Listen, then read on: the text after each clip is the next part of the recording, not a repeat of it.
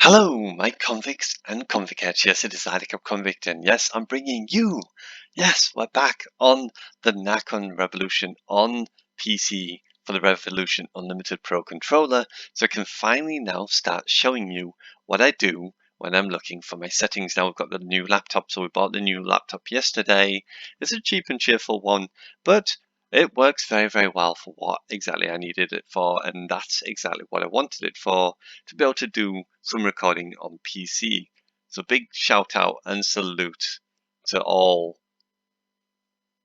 the people who have helped me obviously continue to gain funds through what I do.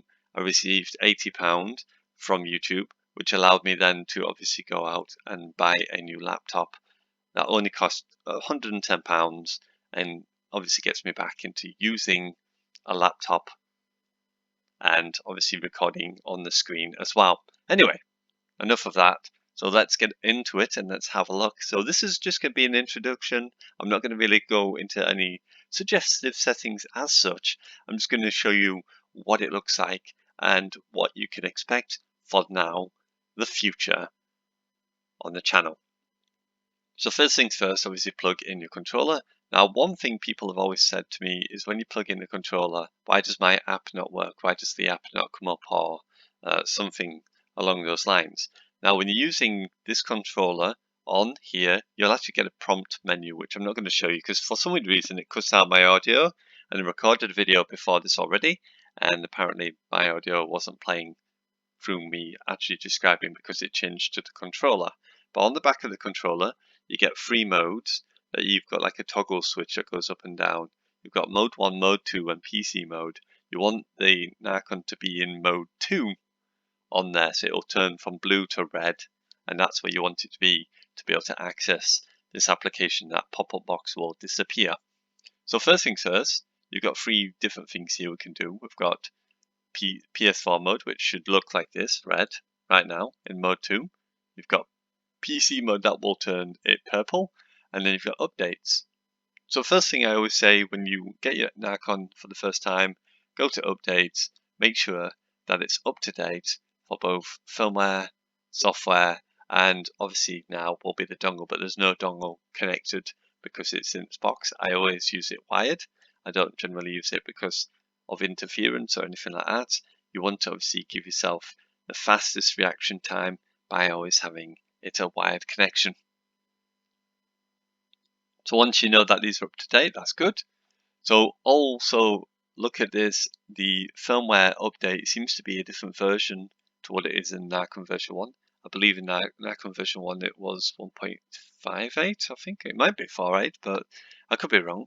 But make sure obviously you click it for each one, and it may be slightly different versions on each Narcon, so just be aware of that. So you've got two modes here. You've got PC mode and PlayStation. Now, I only use PlayStation myself.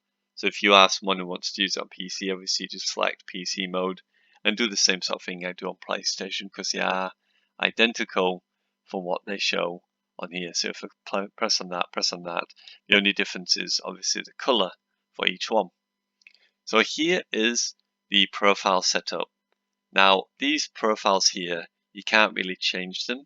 They're just generic ones, which I found out in Narcon 1. You have to actually set up your own. So all you need to do is just click on new profile and then go to the one you want, and then you could put in a new one. Like I'm just going to put the word test and then press the tick box. And this brings you to this menu, which is showing the curves of your triggers at the back, your sticks, your S buttons, which is now S, not M buttons. Before there were M1, M2, M3, and M4, especially on Narcon 1, they're now S buttons. And then your sensitivities and your dead zones and all that, which is here, as you can see here as well. So you can change all these as you want to. And then just go to activate profiles. You can also have now what's called a test area. So you can actually test, as you can see here. So if I press a button, you can see that it's showing what exactly I'm doing with my thumbsticks. And these are the curves here. You can see where each curve is. You've got the first curve, the second curve, and that's the third curve. Like I've said before in games, where I've said it's roughly about there and roughly about there, but now you can actually see where the curves actually are. which is pretty cool. You also can see if there's any static noise, you see the little red dot. If you move it and it starts to wobble like that, sometimes there's a bit of interference.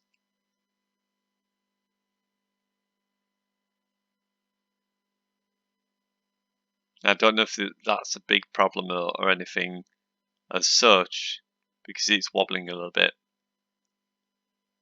which might mean if I up the dead zone, possibly I can stop that, or maybe it might be just something in the application. But generally, before it used to tell you like there's an issue with dead zones, you might need to increase your dead zone a little bit.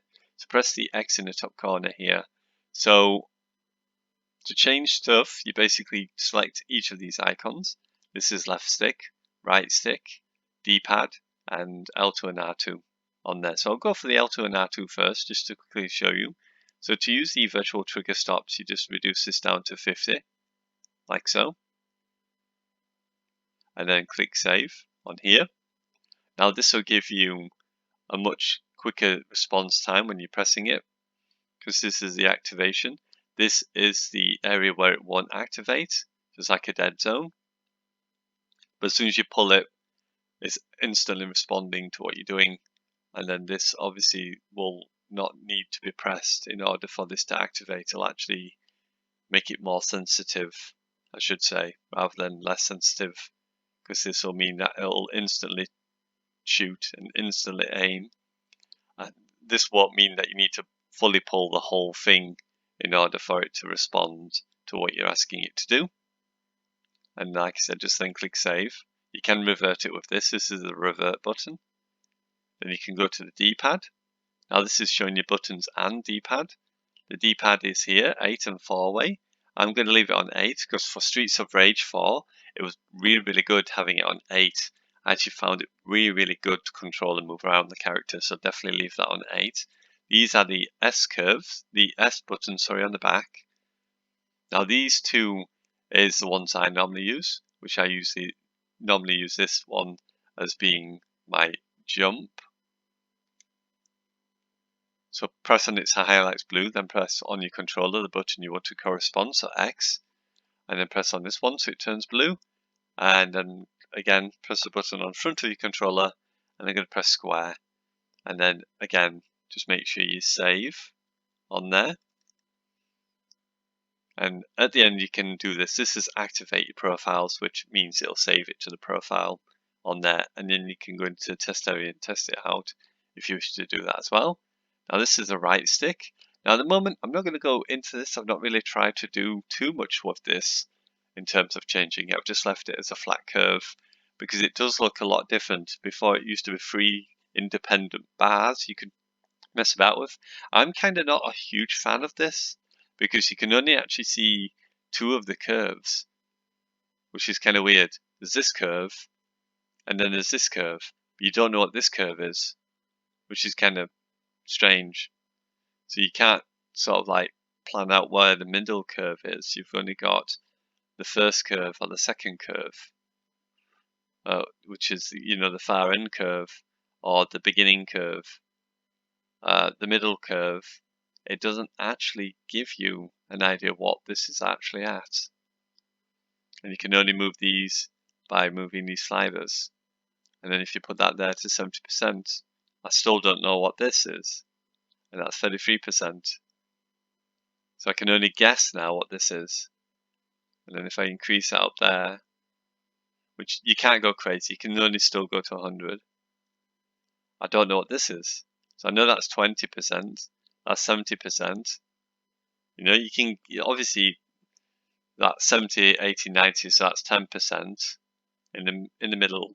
But I would have liked to have had 3 curves and know what this one is as well.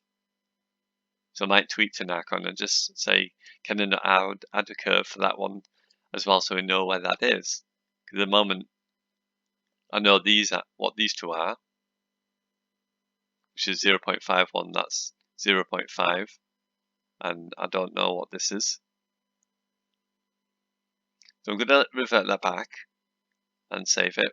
So I'm going to have to play test a lot with that to kind of find out where they're supposed to be, because I'm not 100% sure on that one. So sensitivity here, Now, this is something I really want to talk about because I've always said use low sensitivity.